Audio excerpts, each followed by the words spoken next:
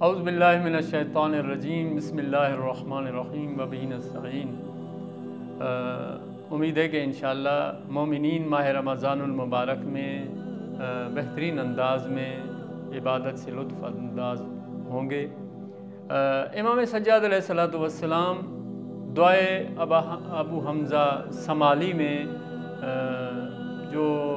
مطالب بیان فرما رہے ہیں، خدا کی بارگاہ میں کس طرح انسان کو آنا چاہیے، کس طرح خدا کی حمد بجا لانی چاہیے، تو دعا کی ابتدا میں ہی جو ہے نا امام علیہ السلام پروردگار کی بارگاہ میں عرض کرتے ہیں، الہی لا تعذبنی بعقوبتک ولا تمکر بی فی حیلتک، من این لی النجات من این لی الخیر یا رب ولا یوجد الا من عندک ومن این لی النجات ولا تستطاع الا بک۔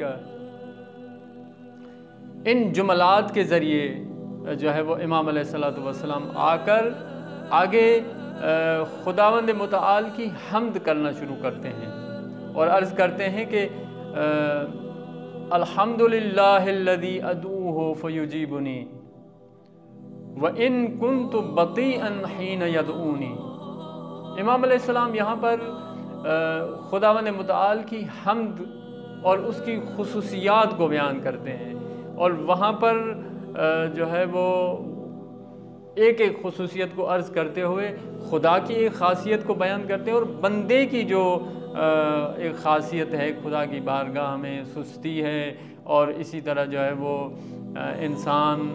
بخیل ہے، خدا سخی ہے، اور ان خصوصیات کو حمد کے ذریعے امام علیہ السلام بیان فرماتے ہیں، جیسا کہ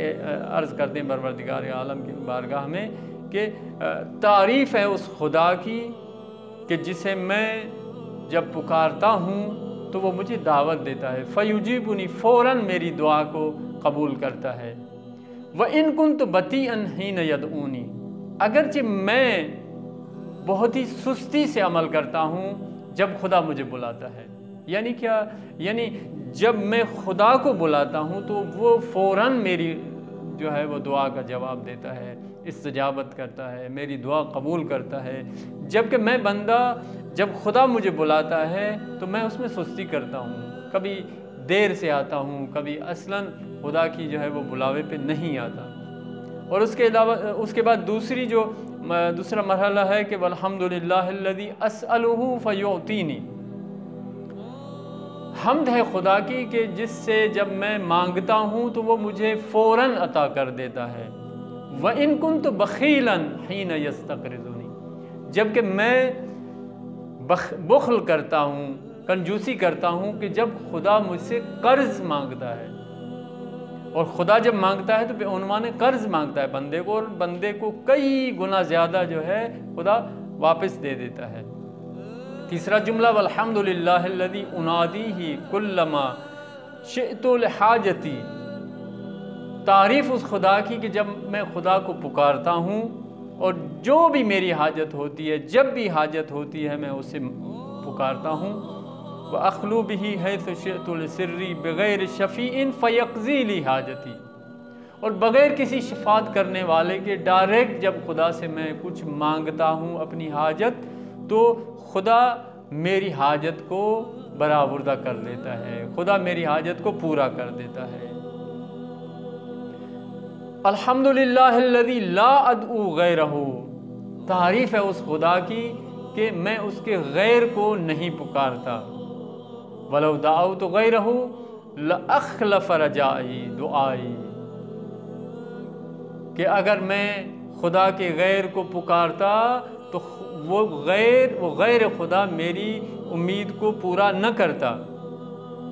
لیکن خدا کو جیسے ہی میں پکارتا ہوں تو وہ میری امید کو پورا کر دیتا ہے۔ پانچواں جملہ والحمدللہ الذی وکلنی الیہ فاکرمنی، تعریف اس خدا کی کہ جس نے میرے امور کو اپنے ذمے لے لیا ہے، وہ خود میرا وکیل بن گیا ہے، وَلَمْ يَكِلْنِي إِلَىٰ غَيْرِهِ، اور مجھے کسی غیر یعنی لوگوں کے حوالے نہیں کیا، میرے امور کو لوگوں کے ذمے نہیں لگایا۔ اگر لوگوں کے ذمے میرے امور ہوتے، میری زندگی ہوتی تو فیہینونی، وہ میری اہانت کرتے، مجھے ذلیل و خوار کرتے،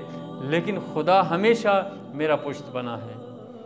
والحمد للہ الذی تحبب الی وہو غنی عنی۔ چھٹا جملہ یہ ہے کہ تعریف ہے اس خدا کی کہ جو باوجود اس کے کہ وہ غنی ہے مجھ سے، لیکن وہ اظہار محبت کرتا ہے مجھ سے، وہ مجھے پکارتا ہے اور مجھ سے ریاض و نیاز کرنے کے لیے مجھے دعوت دیتا ہے۔ ساتواں جملہ والحمد للہ الذی یحلم عنی حتی کأنی لا ذنب لی، کہ تعریف ہے اس خدا کی کہ جو مجھ سے حیا کرتا ہے، جیسا کہ میرے ذمے کوئی گناہ ہی نہ ہو، میں گناہ گار ہی نہ ہوں، اس طرح خدا مجھ سے حیا کرتا ہے اور حلم کرتا ہے اور میری گناہوں کو میرے سامنے ذکر نہیں کرتا۔ فربی احمد و شعین عندی و حق و بحمدی۔ تو یہ حمد کی خصوصیات تھیں کہ خدا کی حمد کہ جس میں یہ خصوصیت پائی جاتی ہے کہ وہ سخی ہے، وہ جلدی دعا کو قبول کرتا ہے، اور اسی طرح میں انسان کہ نہ سخی ہوں نہ خدا کے بلاوے پہ آتا ہوں۔ تو امام سجاد علیہ السلام اس دعا کے حصے میں انسان کو خدا کی حمد بجا لانے اور اپنی اوقات کو خدا کی بارگاہ میں